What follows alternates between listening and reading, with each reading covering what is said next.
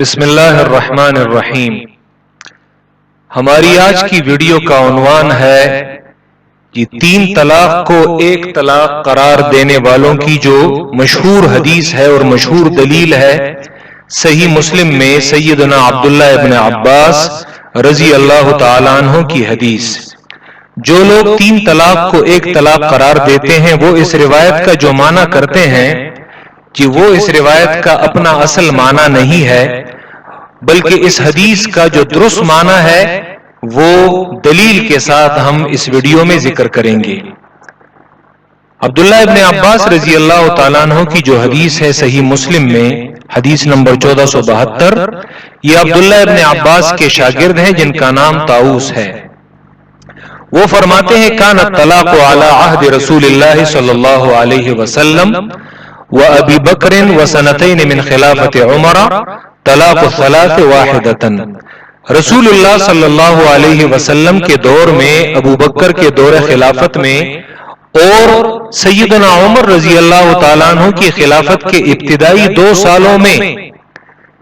طلاق الثلاث واحدۃ، کہ ان الفاظ کا معنی وہ کرتے ہیں کہ 3 طلاق کو 1 طلاق قرار دیا جاتا تھا۔ پھر حضرت عمر رضی اللہ تعالیٰ عنہ نے فرمایا جب ان کی خلافت کے 2 سال گزرے کہ ان الناس قد استعجلوا فی امر، لوگوں نے اس کام میں جلدی شروع کر دی ہے، قد کانت لہم فیہ انات، جس میں انہیں مہلت دی گئی تھی، فلو امضیناہ علیہم، پس اگر ہم اس چیز کو ان پر جاری کر دیں تو ان پر اس فیصلے کو انہوں نے جاری کر دیا۔ جبکہ اس حدیث کا درست معنی یہ مشہور محدث ابو زرع نے کیا ہے، المتوفى 264 ہجری، جس کو سندن ابو بکر البیہقی نے السنن الکبریٰ میں ذکر کیا ہے۔ ابو زرع وہ فرماتے ہیں معنی هذا الحدیث عندی، میرے نزدیک اس حدیث کا معنی یہ ہے کہ انما تطلقون انتم ثلاثا كانوا يطلقون واحدة في زمن النبی صلی اللہ علیہ وسلم وابی بکر وعمر۔ میرے نزدیک اس حدیث کا معنی یہ ہے کہ آج تم لوگ جو تم 3 طلاقیں دیتے ہو، صحابہ کرام رضی اللہ عنہم نبی صلی اللہ علیہ وسلم کے زمانے میں اور ابو بکر اور عمر رضی اللہ عنہما کے زمانے میں وہ 3 کی بجائے 1 طلاق دیتے تھے۔ تو عبداللہ ابن عباس کی حدیث میں جو طلاق الثلاث واحدۃ کے الفاظ جو آئے ہیں اس کا معنی یہ ہے کہ وہ ان 3 زمانوں میں 3 طلاق کی بجائے 1 طلاق دیتے تھے۔ حافظ ابن حجر نے اسی روایت کو ذکر کیا ہے اور فرمایا ہے کہ امام بیہقی کی جو روایت ہے اسنادہ صحیح، اس کی سند یہ صحیح ہے۔ کہ اس معنی کو ابن حجر کے علاوہ جن دیگر محدثین اور علماء نے ذکر کیا ہے ان میں صحیح مسلم کے شارح جو مشہور ہیں امام نووی، انہوں نے اس روایت کو ذکر کیا ہے، اور امام نووی نے اس روایت کو ذکر کرنے کے علاوہ یہ بات بھی کی ہے کہ عبداللہ ابن عباس کی اس روایت میں 2 زمانوں کے درمیان لوگوں کی عادت بدلنے کے بارے میں خبر دی جا رہی ہے۔ وہ فرماتے ہیں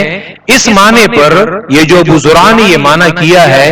اس معنی پر عبداللہ ابن عباس رضی اللہ عنہ جو اس حدیث کے راوی ہیں وہ دراصل لوگوں کی عادت بدلنے کی خبر دے رہے ہیں کہ رسول اللہ کے زمانے میں لوگوں کی عادت 1 طلاق دینے کی تھی، جبکہ حضرت عمر کے زمانے میں جب 2 سال کا عرصہ گزرا تو رفتہ رفتہ لوگوں کی عادت بدلنے لگی اور پھر وہ 1 طلاق دینے کی بجائے ان میں 3 طلاق دینے کی عادت وہ شروع ہوئی۔ اس روایت میں ایک ہی مسئلے میں حکم تبدیل ہونے کی خبر نہیں ہے۔ اس کا مطلب یہ ہے کہ یہ نہیں ہے کہ رسول اللہ کے زمانے میں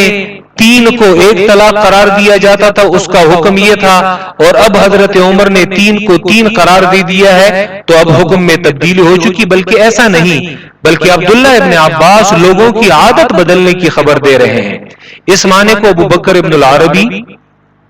مشہور مالکی عالم انہوں نے بھی دی ہے الناسخ والمنسوخ میں۔ تفسیر قرطبی میں قرطبی مفسر نے کافی ڈیٹیل سے ذکر کیا ہے اور تفصیل سے ذکر کیا ہے. اسی طرح ایک دوسرے مالکی عالم ابو الولید الباجی الاندلسی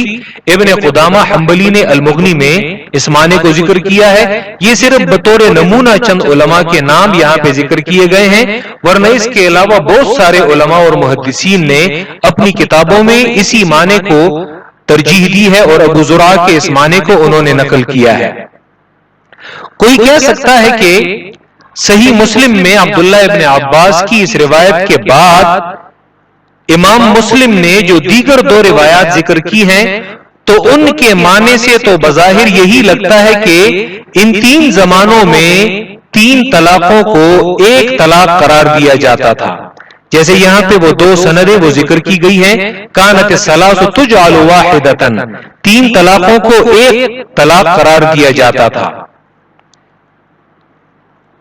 یعنی کوئی یہ کہہ سکتا ہے کہ مذکورہ دو اسانید سے، صحیح مسلم کی یہ دو سندوں سے یہ معلوم ہوتا ہے کہ ابو زرع سے جو نقل کردہ معنی ہے یہ درست نہیں ہے، بلکہ درست معنی یہی ہے کہ جو میں نے شروع میں اس حدیث کا معنی کیا تھا، طاؤس کی جو روایت ہے، درست معنی جو تین کو ایک قرار دینے والے ہیں ان کے نزدیک درست معنی یہ ہے کہ رسول اللہ کے زمانے میں ابو بکر اور عمر رضی اللہ عنہما کی خلافت کے ابتدائی سالوں میں تین طلاقوں کو ایک ہی طلاق قرار دیا جاتا تھا. لیکن اس معنی کے درست نہ ہونے کی کئی وجوہات ہیں. اگر یہ معنی لیا جائے کہ ان تین زمانوں میں تین کو ایک قرار دیا جاتا تھا تو یاد رکھیں طاؤس کی جو روایت ہے عبداللہ ابن عباس سے جو اس ویڈیو کے شروع میں وہ روایت ذکر کی گئی ہے، حدیث کے دونوں حصوں میں ربط اور کنیکشن باقی نہیں رہے گا. یعنی پھر عبداللہ ابن عباس نے جو روایت ذکر کی ہے، حدیث کا پہلا ٹکڑا اور حدیث کا دوسرا ٹکڑا، ان میں وہ کنیکشن یعنی یہ دونوں آپس میں مختلف ہوں گے اور ان کے آپس میں وہ ربط برقرار نہیں رہے گا. وہ اس طرح کہ حدیث کا پہلا حصہ یہ بتا رہا ہے کہ جس میں عبداللہ ابن عباس ان تین زمانوں کی بات کر رہے ہیں، حدیث کا پہلا حصہ یہ بتا رہا ہے کہ مذکورہ تین زمانوں میں تین کو ایک قرار دیا جاتا تھا. جن لوگوں کے نزدیک حدیث کا یہ معنی ہے کہ ان تین زمانوں میں تین طلاق کو ایک قرار دیا جاتا تھا، یعنی کیا مطلب؟ عورت بدستور شوہر کے نکاح میں ہوتی تھی، کیونکہ جب تین کو ایک قرار دیا جاتا ہے تو شوہر کے پاس حق رجوع ہے، یعنی وہ رجوع کر سکتا ہے کیونکہ نکاح ٹوٹا نہیں ہے. اور پھر حضرت عمر کے بارے میں جو یہ کہا جا رہا ہے کہ پھر انہوں نے جب یہ دیکھا کہ لوگوں نے جلدی کرنا شروع کر دی تو پھر حدیث کا یہ دوسرا ٹکڑا پہلے ٹکڑے کے مطابق نہیں رہے گا بلکہ ان میں وہ ربط برقرار نہیں رہے گا. حدیث کا دوسرا حصہ یہ بتا رہا ہے کہ سیدنا عمر رضی اللہ عنہ نے تین کو تین نافذ کرنے کے فیصلے کی جو علت بتائی وہ یہ تھی کہ جس کام میں لوگوں کو مہلت دی گئی تھی اس میں لوگوں نے استعجال یعنی جلدی پن کا مظاہرہ شروع کر دیا ہے. اس کا صاف مطلب یہ ہے کہ دونوں زمانوں میں جو بنیادی فرق ہے وہ جلدی پن کا ہے اور مہلت کا ہے. یعنی ایک زمانے میں لوگ جلدی نہیں کرتے تھے بلکہ مہلت سے کام لیتے تھے، وہ صبر سے کام لیتے تھے، اور دوسرے زمانے میں لوگ جلدی پن کا مظاہرہ کر رہے ہیں. سوال یہ بنتا ہے کہ اب اگر عورت نکاح سے نہیں نکل رہی جیسا کہ حدیث کا پہلا ٹکڑا بتا رہا ہے کیونکہ تین کو ایک قرار دیا جا رہا ہے، تو جب عورت نکاح سے نکل ہی نہیں رہی تو عمر رضی اللہ تعالیٰ عنہ کس خدشے اور ناراضگی کا اظہار کر رہے ہیں؟ جب وہ عورت بدستور ایک مرد کے نکاح میں باقی رہ رہی ہے، نہیں نکل رہی، تو حضرت عمر پھر کس خدشے کس ناراضگی کا اظہار کر رہے ہیں کہ پھر انہیں فیصلہ بدلنے کی وہ نوبت وہ پیش آ رہی ہے. حدیث کے اسی ربط کی جانب امام قرطبی نے اپنی تفسیر میں اشارہ کیا ہے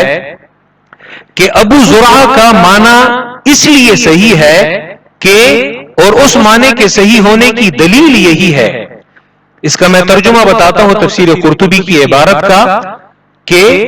حضرت عمر رضی اللہ تعالیٰ عنہ نے جو فرمایا کہ لوگوں نے اس معاملے میں جلد بازی شروع کی ہے جس میں ان کے لیے مہلت تھی اور انہیں یعنی رجوع کرنے کا حق تھا، تو آپ یعنی عمر رضی اللہ تعالیٰ عنہ نے لوگوں پر انکار کیا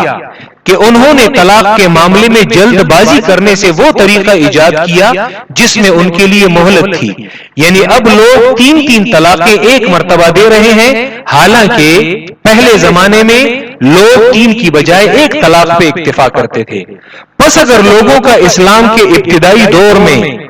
یعنی نبی کے زمانے میں یہی حال ہوتا کہ وہ عورتوں کو ایک ساتھ 3 طلاقیں دیتے تھے، تو سیدنا عمر رضی اللہ تعالیٰ عنہ نے پھر یہ بات نہ کہی ہوتی اور نہ ان لوگوں کی برائی بیان کی ہوتی۔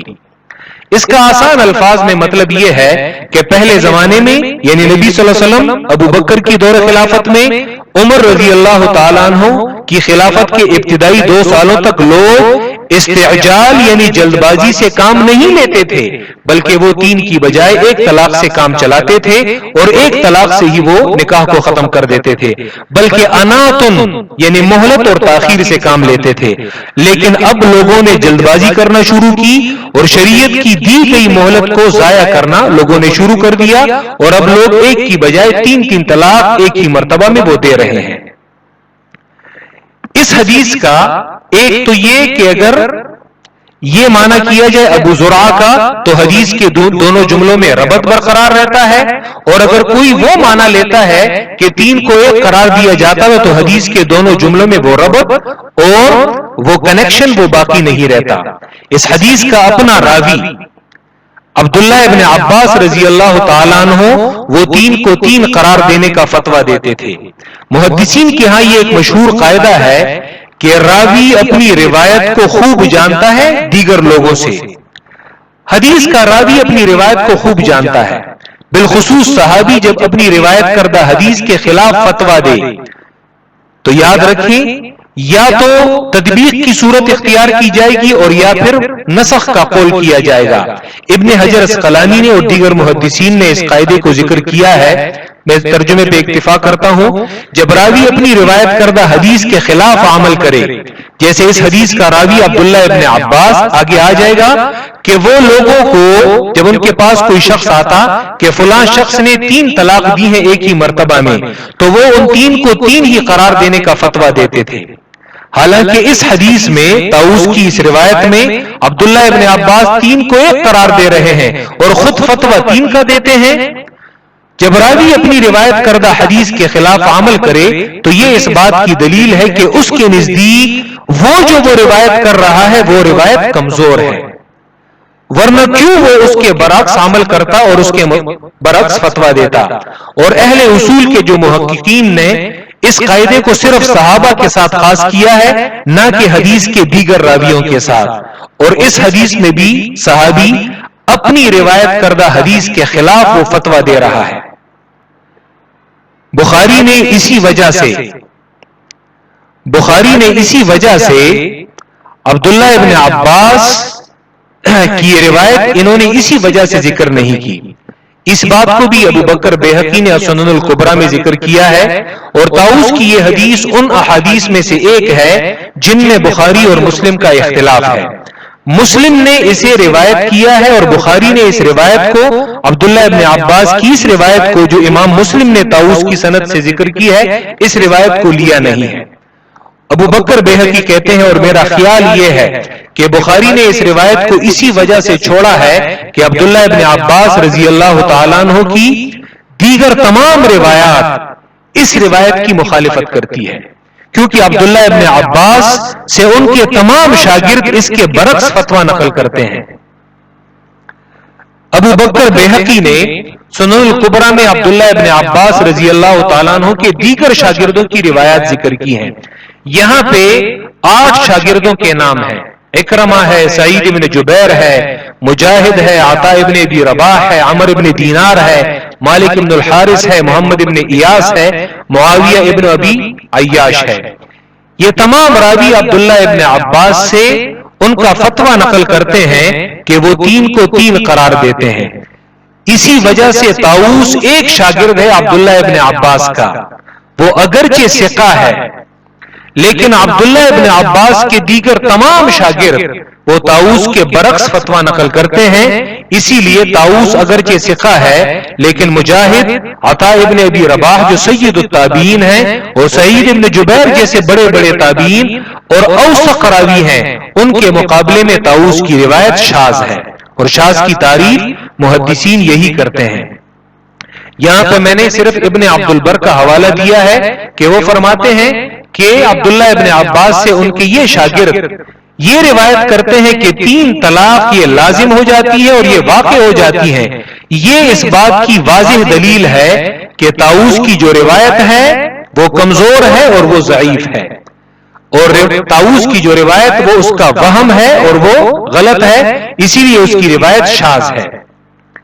بعض لوگ ابن تیمیہ کا حوالہ دیتے ہیں کہ ابن تیمیہ وہ 3 کو ایک قرار دیتے ہیں. اس میں کوئی شک نہیں کہ ابن تیمیہ اور ان کے شاگرد ابن قیم یہ 3 کو ایک قرار دینے کے قائل ہیں، لیکن ساتھ میں یہ بات بھی یاد رکھی جائے کہ ابن تیمیہ کے نزدیک بھی خواہش کی پیروی کرنا ناجائز ہے. یعنی مثلا آج تک ایک شخص وہ 3 کو 3 قرار دینے کا قائل تھا، لیکن کل کو اگر وہ خود 3 طلاق ایک ہی مرتبہ میں دے دیتا ہے اور پھر وہ اپنے دماغ کو پکڑ کر افسوس کرتا ہے کہ یہ میں نے کیا کیا، تو اب وہ ان لوگوں کے پیچھے پھرتا ہے کہ جو انہیں فتویٰ دے کہ 3 تو 3 واقع نہیں ہوئی بلکہ 3 ایک واقع ہوئی ہیں. تو یاد رکھیے یہ اپنے خواہش کی پیروی ہے، اور ابن تیمیہ نے خود یہ فتویٰ دیا ہے کہ جو شخص کل تک تو اس کا قائل تھا کہ 3 ہیں، لیکن آج خود اسے اپنی ضرورت پڑی ہے اور وہ 3 کو ایک قرار دینے کی کوشش کر رہا ہے تاکہ وہ بیوی اس کے نکاح میں رہے، تو یہ خواہش کی پیروی یہ ناجائز ہے. ابن تیمیہ کا یہ فتویٰ مجموع الفتاوی میں جلد نمبر 32 صفحہ نمبر 100 میں انہوں نے ذکر کیا ہے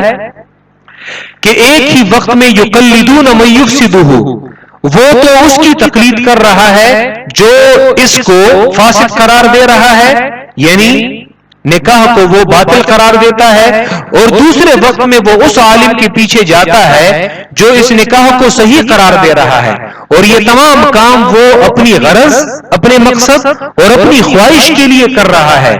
ومثل هذا، اور اس طرح کے مسائل میں لا يجوز باتفاق الامہ، امت کے اتفاق سے یہ جائز نہیں ہے کہ جو خواہش کے پیچھے کبھی ایک بات پہ عمل کرتا ہے کبھی دوسری بات پہ عمل کرتا ہے، تو یاد رکھیں یہ خواہش کی تابعداری ہے، یہ جائز نہیں ہے. اگر ایک فتویٰ طلب کرنے والا وہ یہ کہے کہ انا لم اکن عارف ذالک، میں اس بات کو پہلے تو نہیں جانتا تھا اور میں تو آج سے اس بات پہ عمل کروں گا اور اس کا التزام کروں گا، تو ابن تیمیہ کہتے ہیں لم یکن من ذالک، ایسا ہرگز نہیں ہوگا، کیونکہ یہ دین کے ساتھ کھیلنا ہے اور یہ حلال اور حرام اپنی خواہش کے مطابق اس پہ عمل کرنا ہے. تو ابن تیمیہ کے ہاں بھی اس شخص کے لیے کوئی گنجائش نہیں ہے. اور آخر میں امام زہری کا وہ فتویٰ یہاں پہ نقل کیا گیا ہے کہ جو مولوی اور جو مفتی 3 طلاق کو ایک قرار دینے کا فتویٰ دے، ان کے بارے میں مشہور محدث جو حدیث کی ہر کتاب میں اس کا نام ہے اور جو امام المحدثین ہے، ان کا فتویٰ المصنف عبد الرزاق سے یہاں پہ ذکر کیا گیا ہے. زہری سے اس شخص کے متعلق پوچھا گیا جو اپنی بیوی کو 3 طلاق دے، پھر ایک مفتی اور ایک مولوی کے پاس وہ چلا جائے اور وہ اسے رجوع کرنے کا فتویٰ دے کہ بیوی تمہارے نکاح سے نہیں نکلی بلکہ 3 طلاق، یہ ایک طلاق واقع ہوئی ہے، اور وہ شوہر اس عورت کے ساتھ یعنی بدستور اسے اپنے نکاح میں رکھے، اس کے ساتھ دخول کرے، تو امام زہری جو ہے اس شخص کے بارے میں، ایسے شخص کے بارے میں کیا کہتے ہیں؟ فتویٰ دینے والے مفتی اور مولوی کو عبرت کا نشان بنایا جائے کہ آئندہ وہ ایسا کام نہ کرے.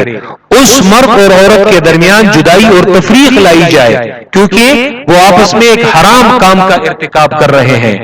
اور اس شخص سے مہر کا تاوان بھی وصول کیا جائے گا، اگرچہ وہ عورت اس کے نکاح میں تو باقی نہیں رہی، لیکن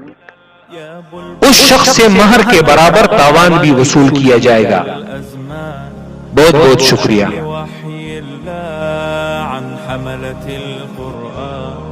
يا بلبل الأغصان غرد مدى الأزمان عن أهل وحي